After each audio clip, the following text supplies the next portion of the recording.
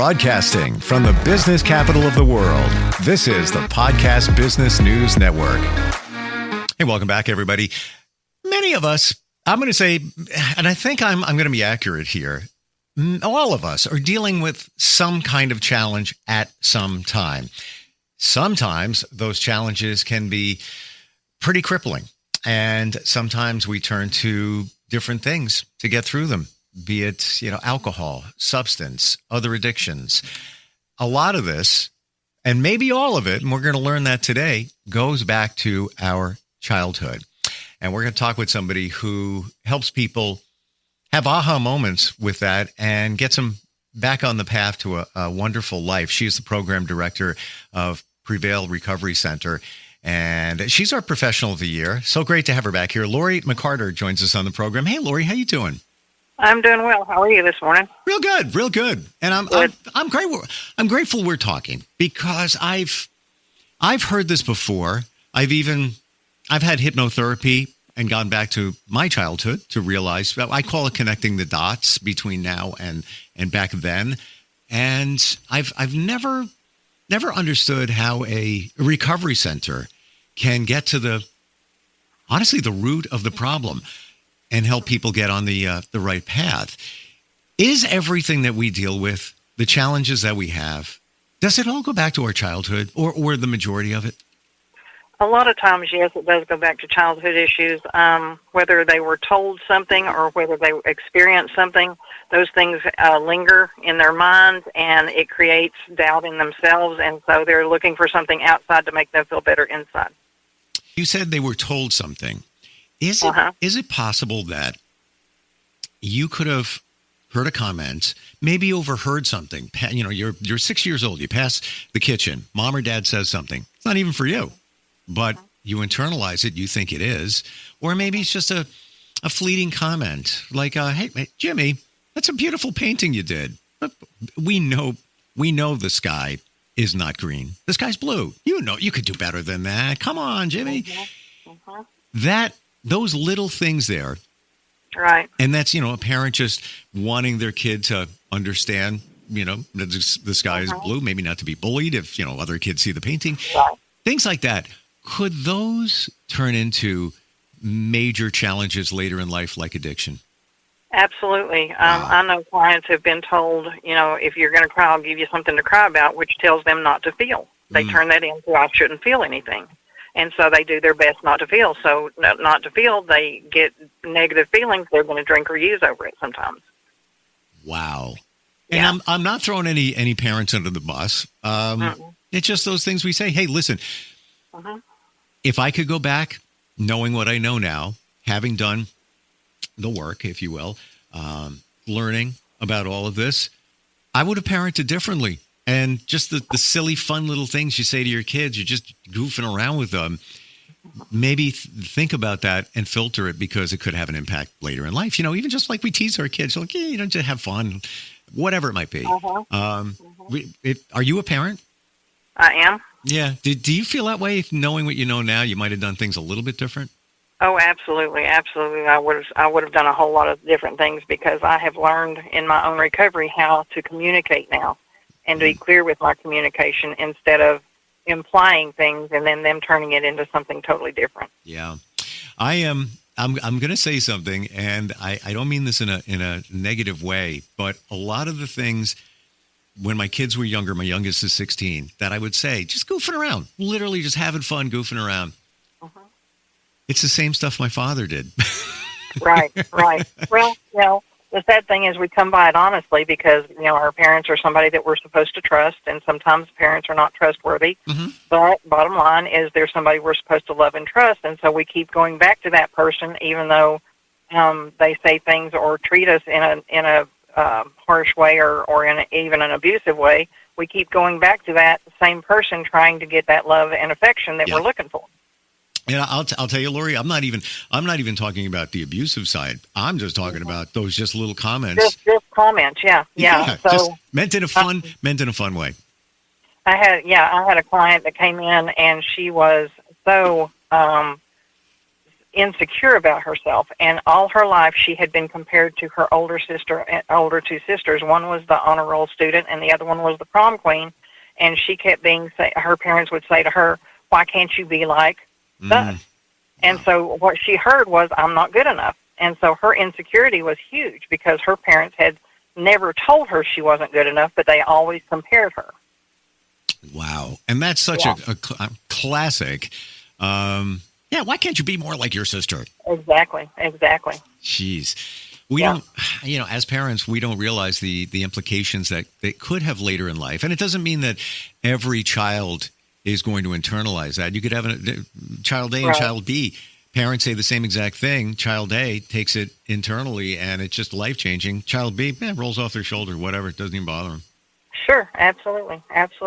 Wow. Learning a lot here. Now seriously, and this validates things that I thought or I learned, but gonna tell you here, I never realized that even those comments could turn somebody in the direction of addiction and deeper issues. I get, you don't feel good enough, you're looking for validation and things like that, but never realized, Lori, that it could really go down that road.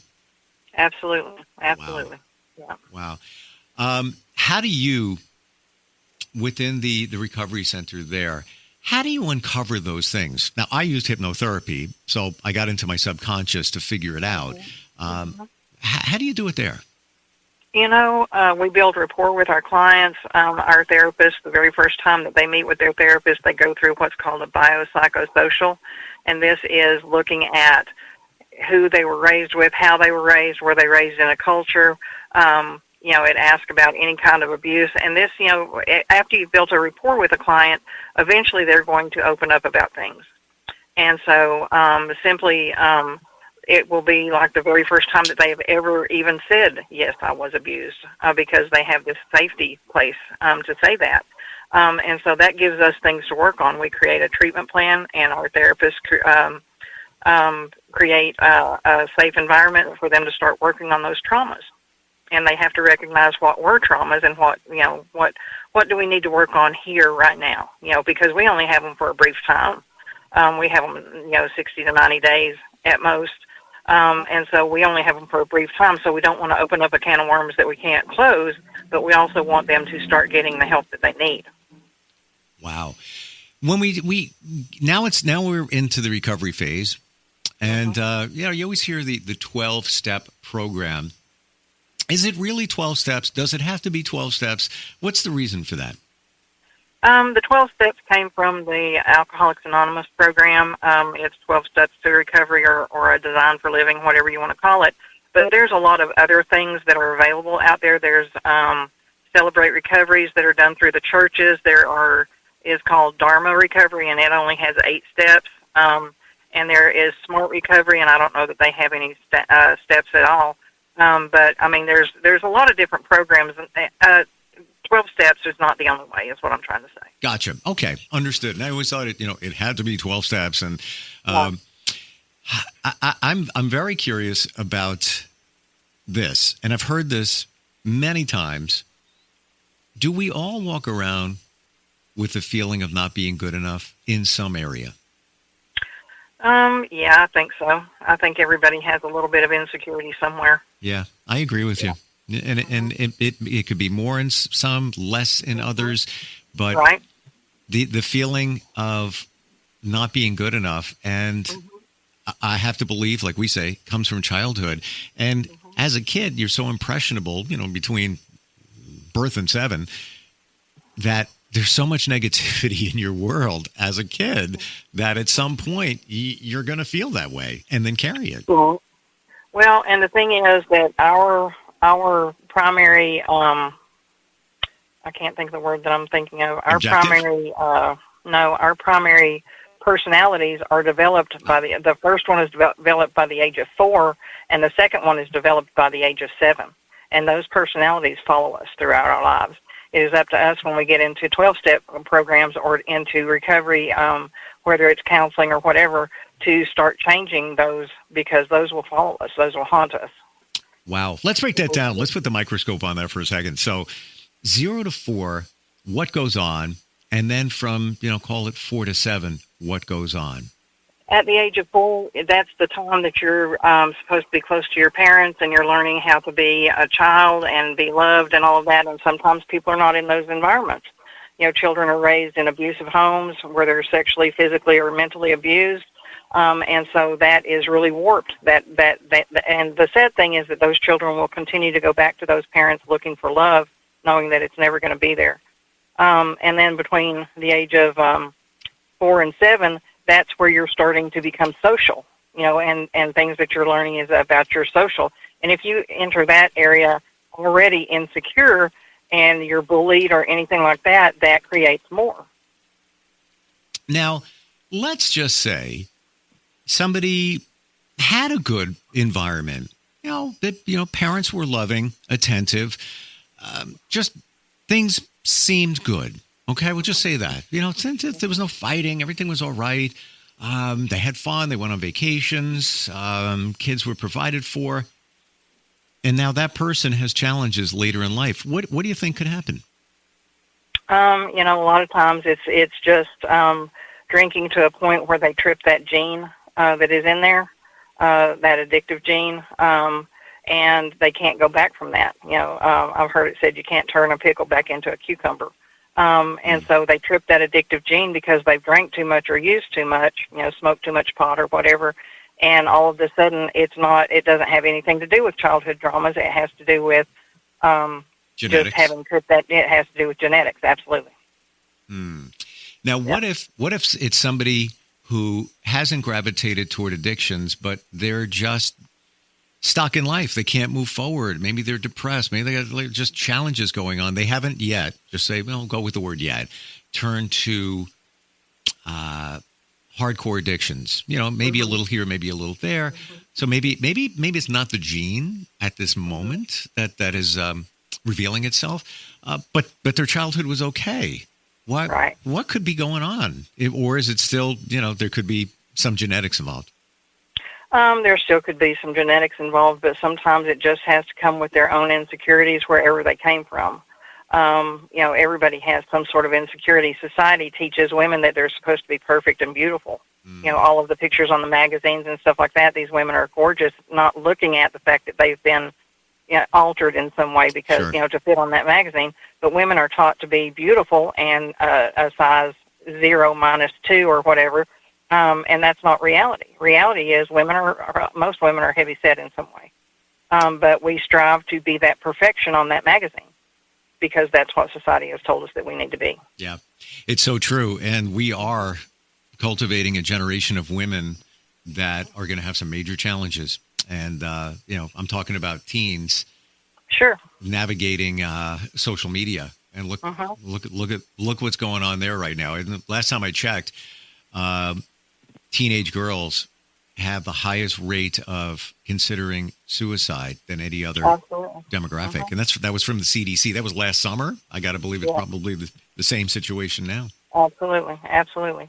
And the other thing is I've had a mother call me asking for help for her 9-year-old daughter who wants diet pills.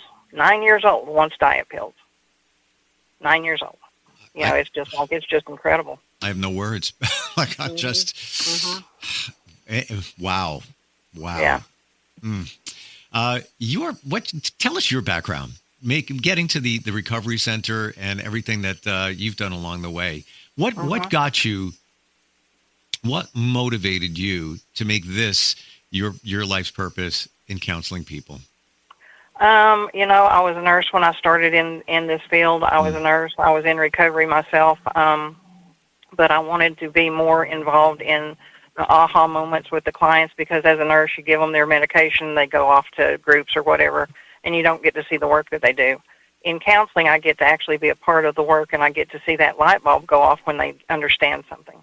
And it is so incredible to see that for a client to all of a sudden get it, because I remember what it was when I got it. It was like, oh, Yeah. And so just seeing that light bulb go off, even if it's one client a year, that's what I do this job for, is to see that go off for one client a year. And I see more than that, but, that's just a comparison. But that is the reason that I do this, is to see people get that aha moment. What was, for you, Lori, the biggest challenge in your recovery? I grew up in a home where it was very, we didn't talk a whole lot. We didn't share a whole lot. We didn't talk about in-depth things, and so learning how to talk to people and how to find my own voice, how to be transparent, how not to keep secrets. A lot of that was literally finding my own voice and being able to speak up for other people in recovery. Wow.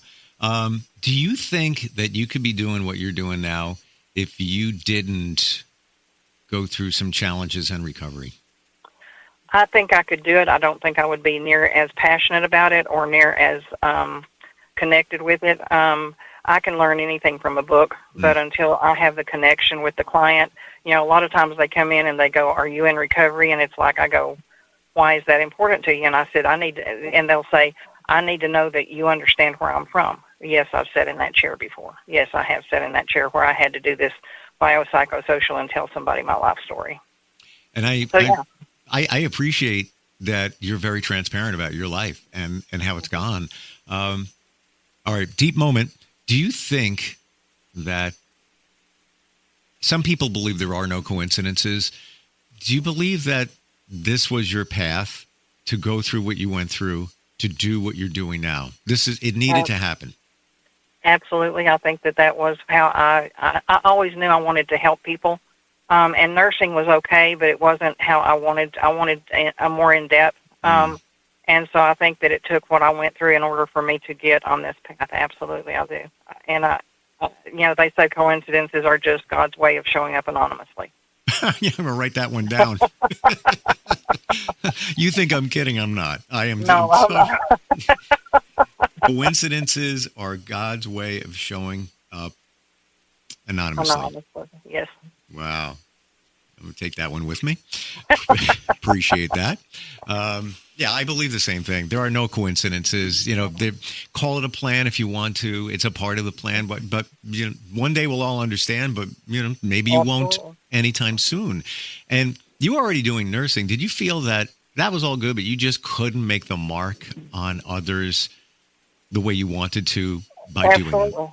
Absolutely. There was no in-depth conversations with them other than, when you had a client that was actually dying from their disease, you could sit with them and you could get some in-depth conversations with them. But in counseling, I get to see them survive a fatal disease. This is what I do. I get to see them survive a fatal disease. And that is so empowering and so awesome to watch somebody knowing that they are dying from a fatal disease. If they continue on the path that they're on, they're going to die. But to watch them turn their life around and survive that disease is amazing. Lori, I feel like I'm in a car and we just jammed on the brakes. Because when many of us think about addictions, it's like, yeah, it's a challenge and, it can be fatal. But to hear you say a fatal disease, a game changer. Yep. Wow. We don't hear that enough, and we need to, because people are dying from this disease every single day. The overdose rates are still high. Sure. They're not going down anytime soon with the fentanyl that's out there. It's just killing people. And so it is very imperative for people to hear this is a fatal disease. And when we laugh at people who are stumbling around drunk, we're laughing at somebody who's dying from a disease. Wow. Like that's, and many will look at those struggling with addictions and say, yeah, they're going through some tough times, it's their fault, blah, blah, blah, blah, blah. But it's not.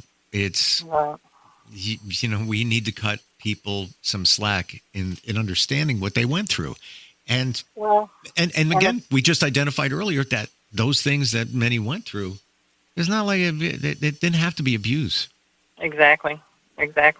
And I ask people when they say that about this, whether or not this is a disease and it's a choice, did people who die from cancer have a choice? Did people who became diabetic, did they have a choice?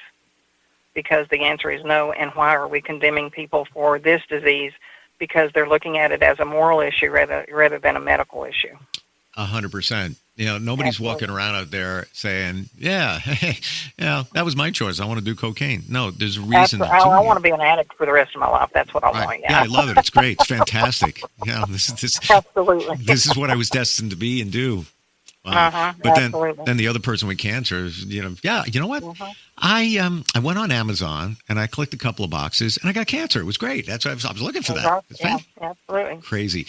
And when we talk about those addictions, what people are grabbing for is so much more powerful than ever, and they don't even know what's in it, i.e. fentanyl, et cetera. Exactly. Absolutely. Yeah. They don't have a clue. Even if it's a starting point and it's THC, even that, way stronger now than it was when we were growing up. Absolutely. I told people that if I was an addict out there today, I would have already been dead a million times over because I would have just blown it out. So yeah, it's amazing the stuff that's out there and the potency that they have now. What do you want to say to anybody who is going through an addictive situation, or somebody is involved with somebody, a loved one that is going through it? What do you want them to know?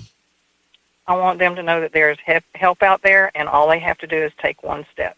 Just take one step. They say, how far do you go with an alcoholic? And you say, as far as I can go, and then I take one more step. Yeah. In life in general, so many of us don't look at the one steps. And I'm sure you, me, anybody, look at your life in the last 6 months, maybe 12, and how maybe it's moved forward in little tiny increments. But we're so focused on, again, back to Amazon, press the button, it's here by 3 p.m. this afternoon. Exactly. You have to cut yourself some grace and some slack there. The recovery center, you're involved with the center in Tennessee, is that right? Right. There's another one in Florida too. Yes. Wow. They started in Florida and expanded here. Gotcha. Now it's in Knoxville. Am I getting that right? They're actually located in Seymour. Got it. Okay. What's the best way to contact the center if somebody wants to learn more? And is anything ever able to be done virtually? Yeah, we do have some virtual. We actually have a young man that has joined our group that is virtual. He lives in a different time zone, and so he joins virtually early in the morning. So yeah, we do offer virtual. So the contact is, I can't see the number right now, 866-301-7082. Beautiful. And if somebody just wants to check out the site, and there's a lot of great blogs on there and inside, how do we do that? The site is Centric, CENTRICBH.com. Wow. Thank you for everything today. And just hearing these stories, first word that comes to mind is hope. Yeah. And that starts with you and your passion and your honesty and transparency, Lori. Appreciate it. Thanks for being here today. Absolutely. Thank you for having me. Thank you. We'll be right back.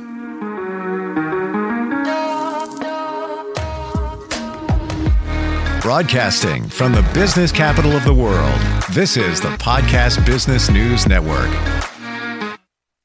Adopt US Kids presents Multiple Choice Parenting. Your daughter just had her first breakup. Do you A, put yourself in her shoes? How could he do this to you? And for Sheila, she has split ends. B, console her. Oh, sweetie, this is going to happen a lot. 4, maybe 5 more times before you get married. C, take charge. Got to get this all straightened out. Give a little talking to, man to man, mano a mano. Hey, Steve! Is now a good time? No? Okay, no problem. Bye. Or D, help her find a new boyfriend. I know a great place to meet boys. The internet. Nice, single boys. Never mind. How about some ice cream? As a parent, there are no perfect answers. But you don't have to be perfect to be a perfect parent. Thousands of teens in foster care will love you just the same. For more information on how you can adopt, visit adoptuskids.org. A public service announcement from the U.S. Department of Health and Human Services, Adopt U.S. Kids, and the Ad Council.